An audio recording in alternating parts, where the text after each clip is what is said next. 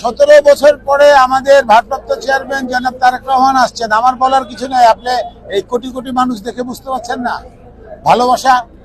এটাই হলো মেইন ব্যাপার। এটাই হলো শহীদ প্রেসিডেন্ট জিয়াউর রহমান এবং বেগম খালেদা জিয়ার সন্তান ভারপ্রাপ্ত চেয়ারম্যান জনাব তারেক রহমানের স্বদেশ প্রত্যাবর্তনে যে আবেশ, যে চিন্তা, মানুষের যে ভালোবাসা, এটার একটা বিশাল একটা মনে করেন যা পৃথিবীতে এটা নজিরবিহীন হয়ে থাকবে।